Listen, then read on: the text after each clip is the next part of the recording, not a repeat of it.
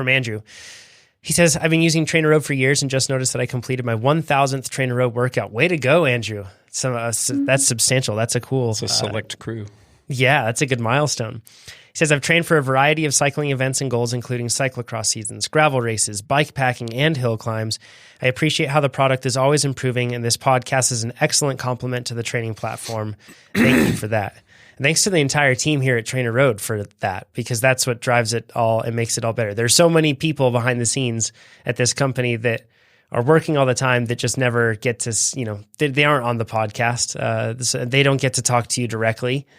And I wish they did, so they could get, so y'all could express your appreciation for them. But if you want to do that, you can just write in at support@trainerroad.com and just let the team know how much you appreciate them. And that would be really cool. I think that they would appreciate that. So, okay. He says, besides cycling, my other passion is hiking, especially in the winter. I live in upstate New York, and this usually means 15 to 20 mile snowshoe outings with thousands of feet of elevation gain. I must carry substantial gear, usually about 30 pounds.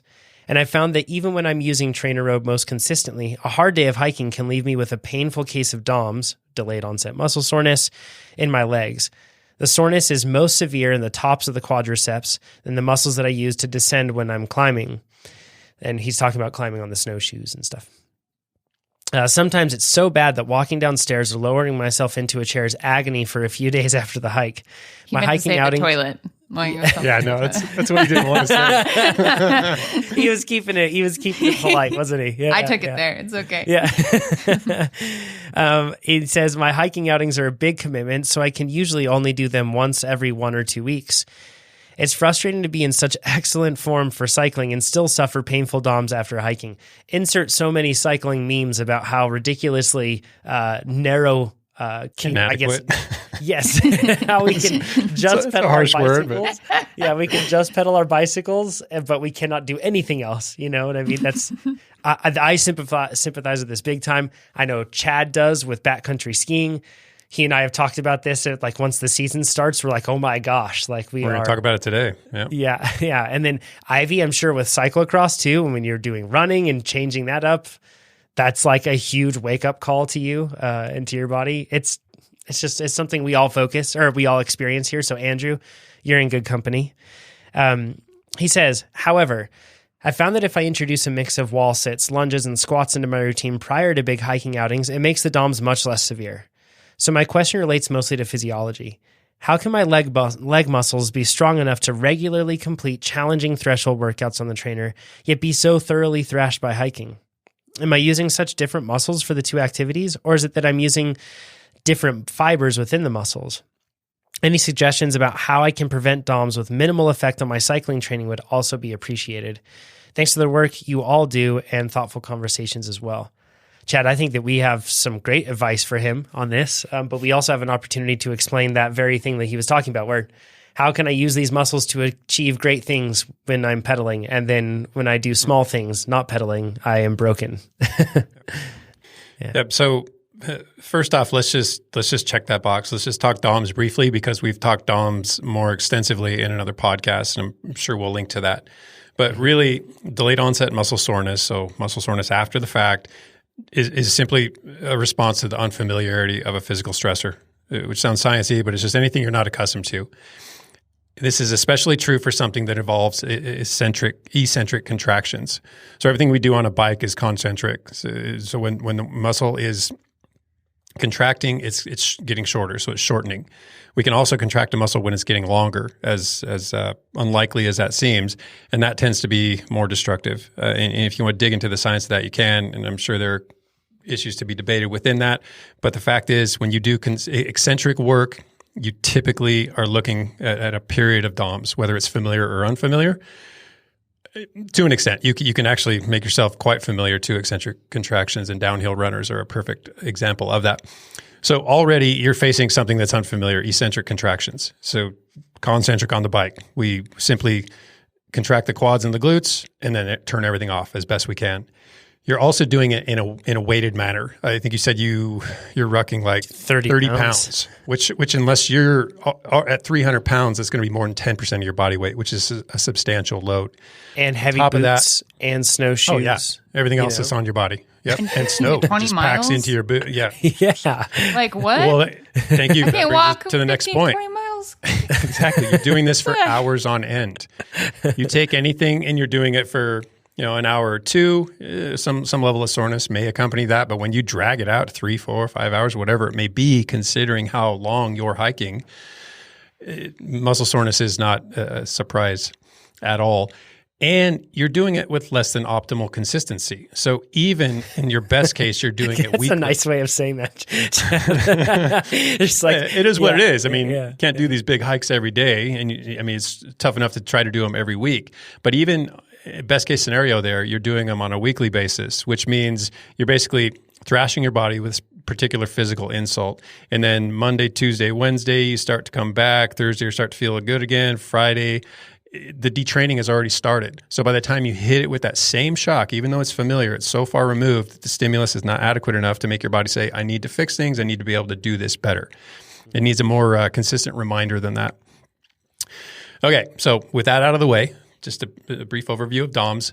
Let's going to get a little different approach today in that I'm not going to lean super heavy on the science and link to a whole bunch of studies, though everything is informed largely by experience, but all that experience stems from scientific findings. I mean, these are all things that I understand now because I have the experience and I've linked them to science at some point in time. So it is scientific. It's just not going to beat you over the head with all of the research behind it.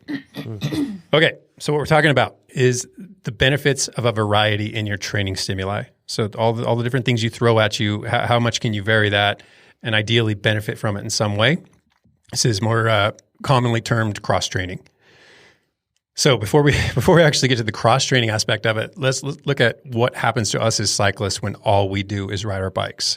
And I can't fault anybody for it. I totally get it. A lot of people just squirmed, by the way. Understandably. No, this described a substantial portion of my life, and I know a lot of people can relate to this because they're right in the midst of it. Mm-hmm. So what does only cycling yield?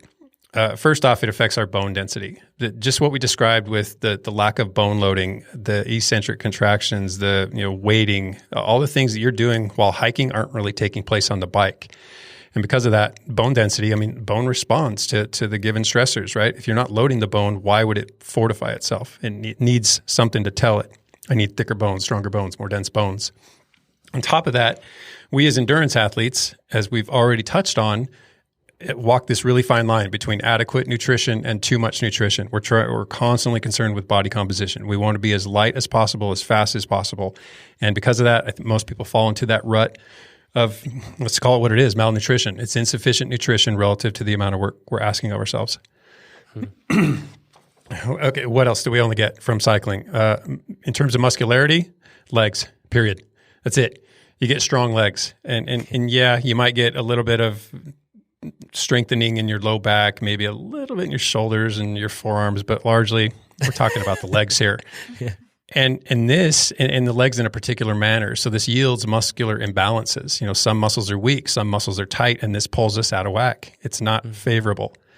Largely, we see these manifestations in the hips, in the lumbar spine, so your low back, shoulder blades, head and neck.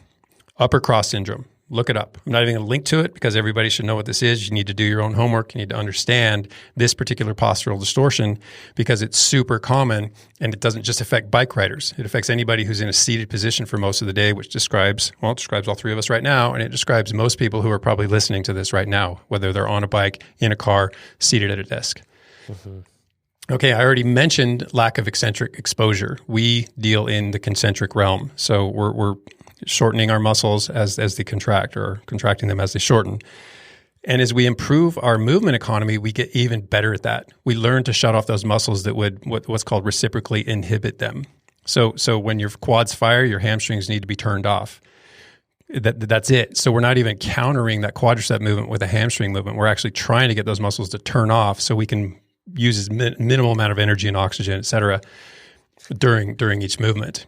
Yeah. So as we get better at what we do, we actually get worse at being cross-trained or being effective doing anything else, really. Yeah, I was just going to say, let's just call it like this, Jack, at everything else.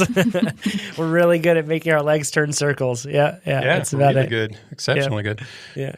And then Limited movement planes. So again, sagittal plane, period. That's it. That's all we move in. I mean, to some extent, if you're a mountain biker, if you have really poor riding form, you might move in other planes of motion.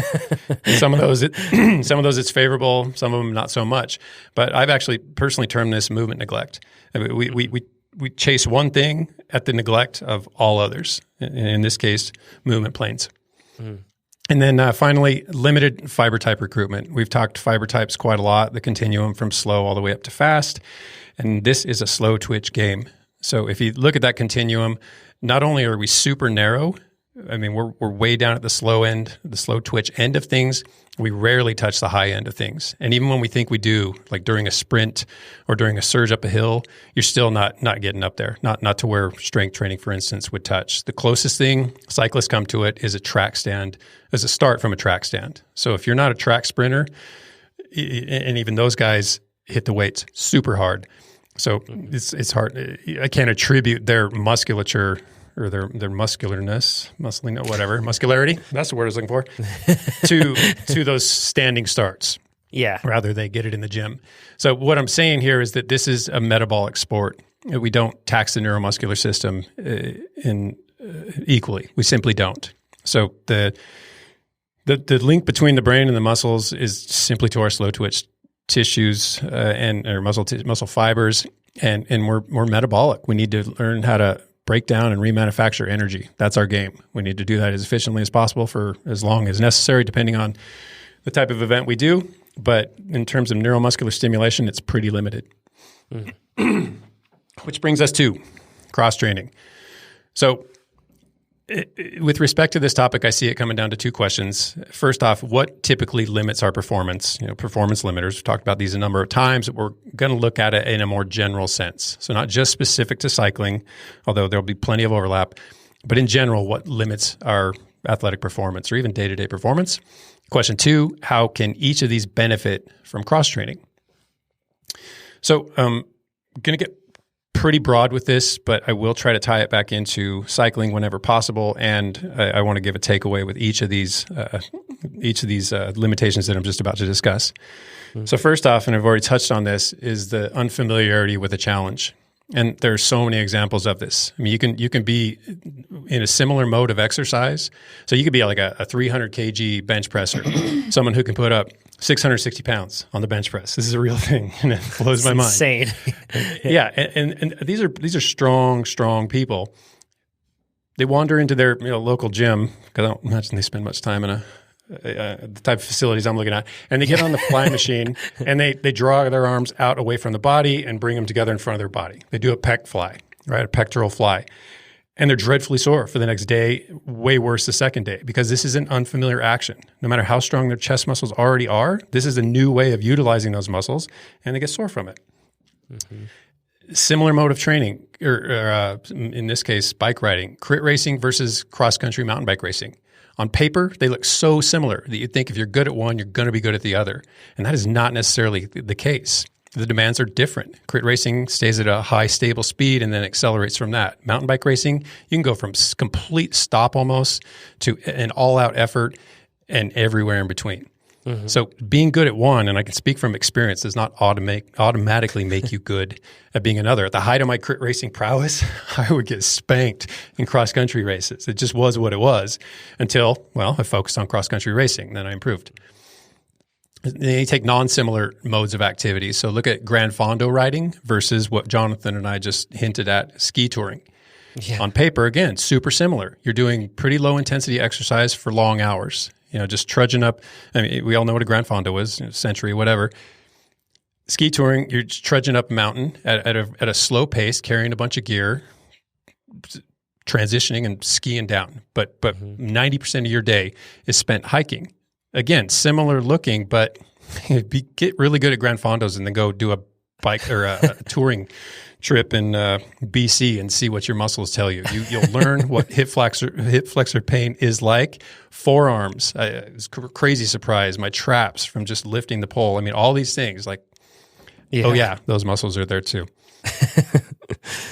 And let's take it to the elite level. Let's look at elite level riders and even include Olympic level athletes and pit them against yard work. And I bring this up specifically because Jonathan mentioned it. He's a high-level mountain biker, yet he had to do some work in his yard. You tell us, Jonathan, what happened?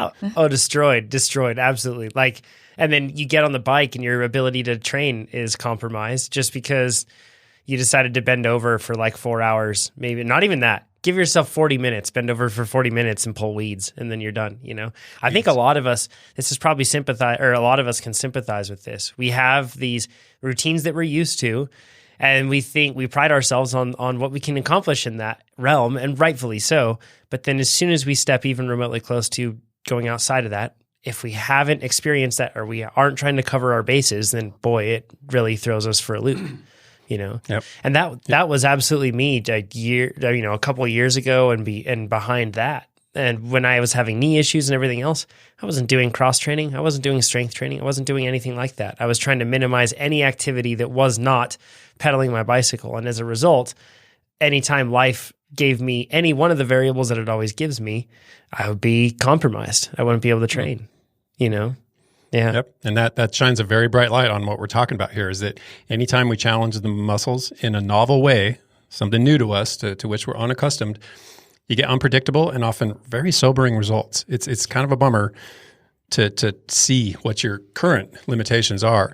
And this, yet another personal term, I refer to these as unsuccessful encounters in that they beat you. They may not beat you completely, but they definitely beat you down. So in the moment, you have failed. You have failed at whatever this is. You've failed in a general sense at life, and you got to bring yourself back from it.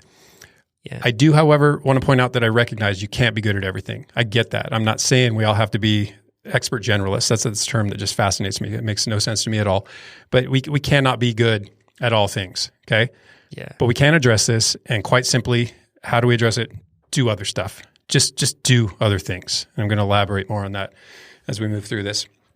Okay, now another limitation are energy systems. And I'm going to use runners as an example. You compare a 400-meter runner to a marathoner. I mean, the things that Usain Bolt is good at, the things that Eliud Kipchoge is good at, those two things can't be compared.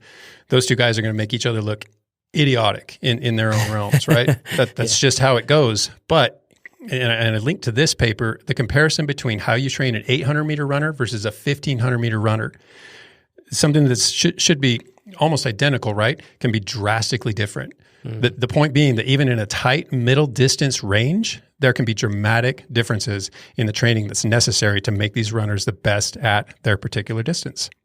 Mm-hmm. So how do you address that? Basically what we do every day on a TrainerRoad plan is train other energy systems. And if you're not on a plan, you're just riding your bike, don't do the same thing all the time.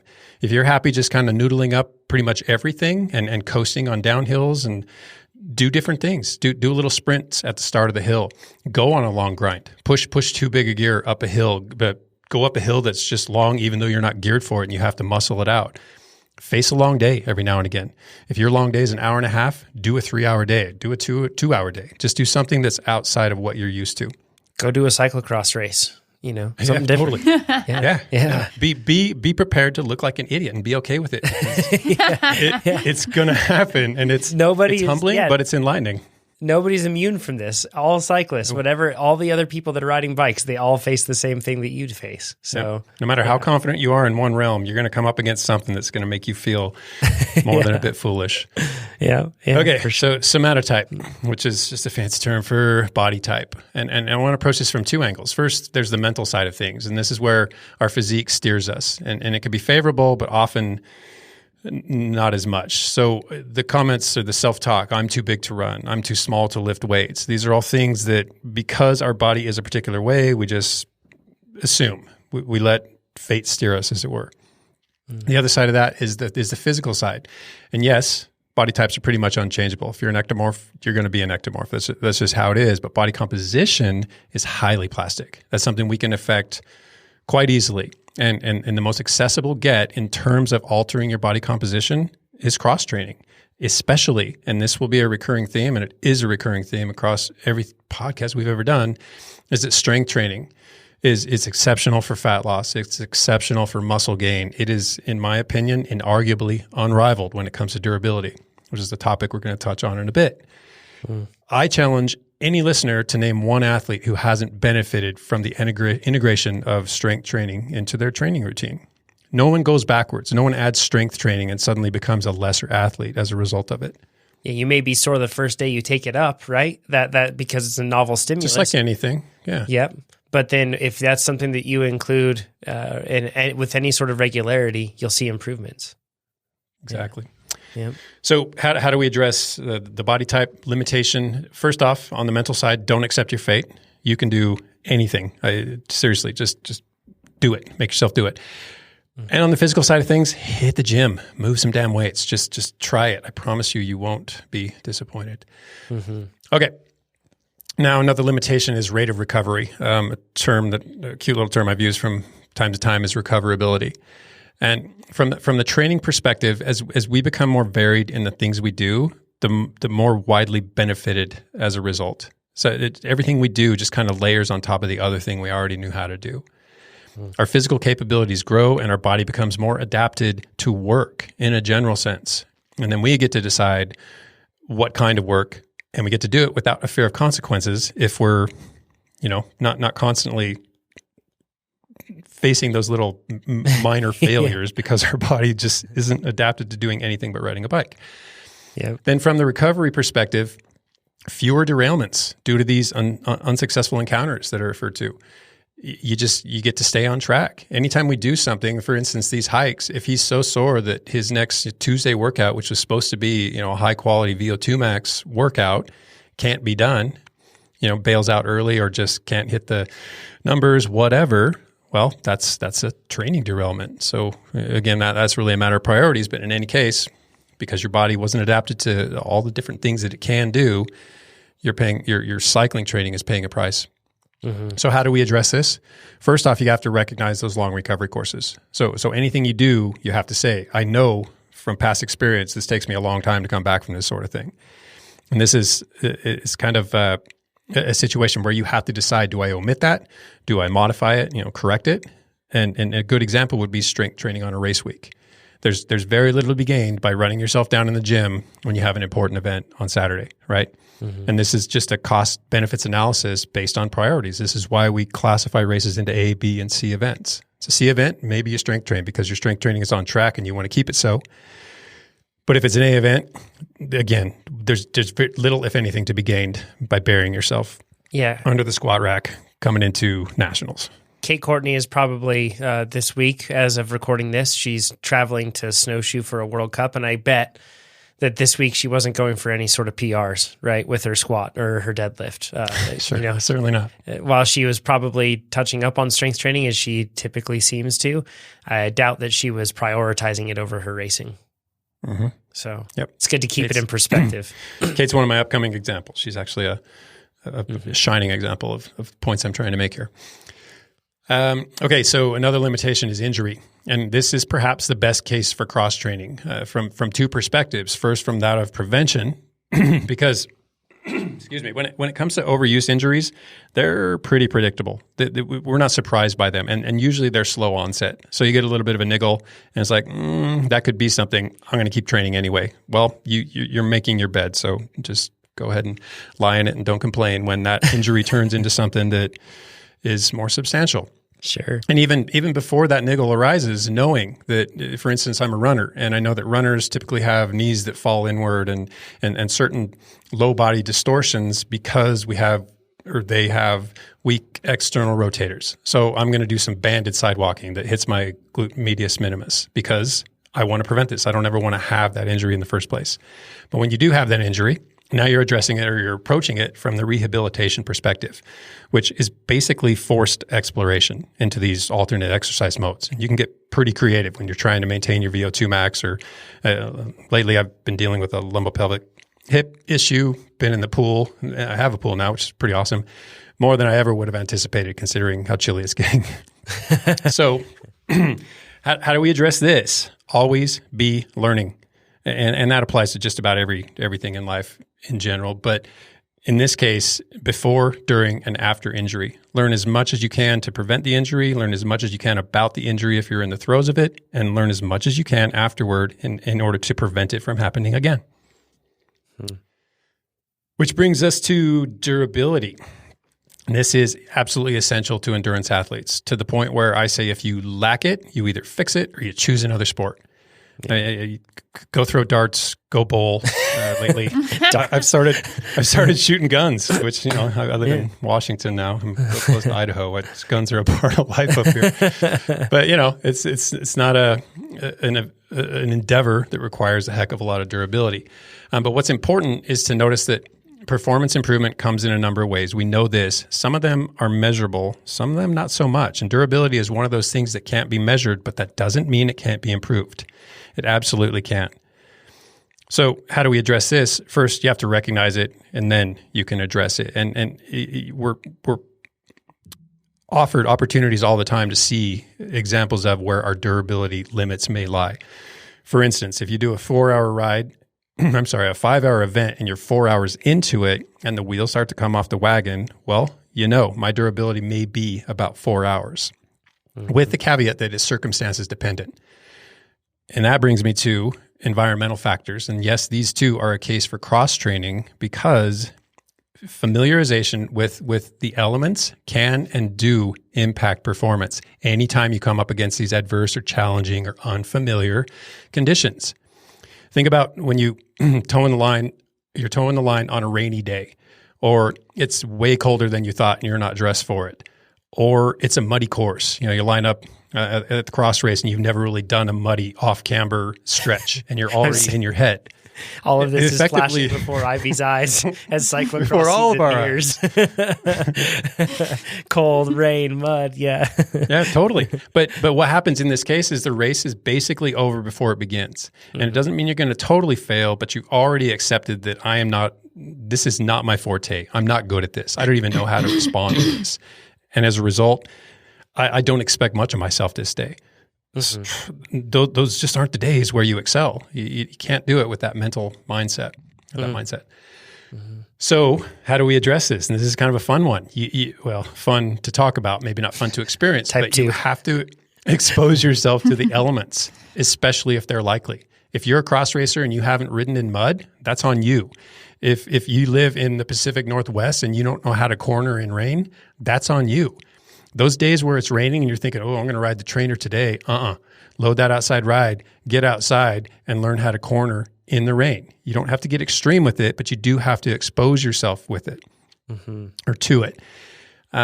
So you can create your hard days too. If there are circumstances that are likely, you know, I'm probably going to have to race in rain versus circumstances that are unlikely. I'm going to be caught in a blizzard, but you can make yourself go out and do those things. The benefits are tremendous in that you become mentally prepared for anything. And I mean anything. Things that you couldn't even imagine. When you're beset with them, you think, I've done this, and this. And while this is completely outside of that, I feel like I can probably handle anything based on what I've done in the past. So for instance, the other day, we're socked in smoke here, and that was probably a bad day to ride, but the heat was 104, and I wanted to see what it's like to ride in 104 degrees. And I know Alex was talking about this as well. He did repeats in 100 degrees sort of thing. Yeah. Even if the training is minimized, maybe it's not your best day, maybe you don't eke everything out of that workout that you had anticipated or were supposed to, but you went out there and you experimented a bit just to acquaint yourself with what it's like to be in these extreme environmental circumstances, then should that happen, or anything even, you know, a pale version of it happen during a race, you're already that much ahead of everyone else, at least on the mental side of things. Yeah. Yeah. Okay, which brings us to the last point, which is mental boundaries. And again, cross-training does apply here, because anything that expands your familiarity with new challenges is a win. So in that vein, don't underestimate the value of confidence, because just the belief, just like I said, just the belief that you can handle something, it can be half the battle. Oh, yeah. I think there's a Lance Armstrong quote about this. I think some race that was extremely cold and rainy. And I remember him saying that, like, you know, somebody was basically like, oh, this is miserable. It was one of his teammates was saying like, oh, this is miserable, right? Like, can't you believe how cold and rainy it is? And he's like, yeah, 90% of the field already gave up. This is awesome. You know, yeah, I do remember that. Yes. Yeah. I can't remember the context of that, but, and Lance, as polarizing as a character as he tends to be, or as he is, he also, definitely was a mentally hard person in this regard. Yeah. And I think had his mental game figured out. Yeah. And I think that there's a whole lot to be said for that, for being able to rise above things genuinely when they show up. I mean, Ivy, you've raced in pro pelotons down in Australia and all around the world, and you've had these different varying circumstances. And those, when something comes up, it's kind of like wildfire, right? Like in a race, like if whether it's a tricky course that's technical, whether it's weather, whether it's anything like that, it has a collective effect on everybody, but you can rise above it. And there's a lot of power to that, you know? You're not the only one experiencing like bad road conditions, you know, like everyone is riding in the same conditions, and the mental part of it is maybe more important than like the physical capability of being able to handle it. I wonder how much of this is, so cyclocross breeds that, right? In the sense that you're almost always racing in less than ideal conditions because, I mean, just to even start with, your bike is less than ideal for whatever you're riding it on, right? It's a road bike. Yeah, that's like the nature. That's like the spirit of cyclocross is to be like underbiked at all times. Yeah. And you look at riders like Mathieu van der Poel, Wout van Aert, Marianne Vos, all these incredible athletes that have had huge success across their different realms. And I wonder, with those three examples individually, how much of their success comes down to their ability to be able to just deal with things that others are paralyzed by, you know? And not only mentally, but also physically as well, because that sport of cyclocross forces you to be more well-rounded than, you know, just take like a pure time trialist or something. It's very different. Requires you to be a different person across the board. So yeah. Great points, Chad. Completely. Let me wrap up the mental boundary. Just a couple things I want to touch on in terms of that particular type of limitation is that from the perspective of prevention of mental stagnation and a decrease in motivation. Change things up, if for no other reason than to keep it interesting. I don't know if people generally do this, but I've tried to do the same workout 5 days in a row and carry that for multiple weeks. You notice the workout's productive. You want to chase a particular adaptation, pursue a particular energy system. So you find this workout. And Nate had this very plan. He called it something that I won't repeat, but it was a the idea being you do this workout and you do it day in, day out. And the next week you up your threshold a little bit. You repeat that workout day in, day out. And that's all good and fun. Experiment. on paper. Yeah. But you try to do that. And man, the motivation necessary to get on the bike during that second week, it's just not there. So again, a bit of variety goes a long ways into maintaining training motivation and therefore momentum. So how do we address the mental boundaries limitation? Do something hard every day. And I don't mean just physically, also mentally, emotionally, intellectually. Just something outside of your comfort zone qualifies. But every day, challenge yourself in just a small way. Okay, so now, closing thoughts. I'm going to wrap this up with what I'm terming real talk. Oh boy. That's a thing. Buckle up. I should say. If it wasn't real before. Okay, so my advice to you is you pick. Do you want to be capable in numerous sport and lifestyle realms, or do you want to be a true specialist? You have to decide where are your priorities. And if you haven't had that come to Jesus moment, you need to have it. And then you can answer, would varying my training hurt or help those goals? And move forward accordingly. But for some reason, I think there's a belief, and maybe it's a reality, that being a great cyclist means you have to be a limited athlete. And maybe that's true. But the reality for most of us is that we just want to be good cyclists. And that leaves a lot of room for us to be good at a whole number of things. So the point is that 2 degrees, you can have it all. And even the specialist can. I mean, just a bit of course strength training goes a long ways, and good examples of that. And I'd be willing to bet they do more than core training. Mathieu van der Poel, Wout van Aert, Nino Schurter. I have evidence of all these fellas doing core training and strength training. Video of it, seen it happen. Marianne Vos, Yolanda Neff, Pauline Ferrand-Prévot, Kate Courtney, as we just mentioned. All of these riders, again, video footage of them doing core training and or strength training. And 5 of those riders that I just mentioned are cyclocross riders. So you know they at least vary their training in as much as they do some running. And this just kind of shines a light on you. Look at those athletes, and even within one sport, they have varied capabilities, and look how much they excel. And I promise you, it's not because they just grab a different bike on different days. They're doing other things.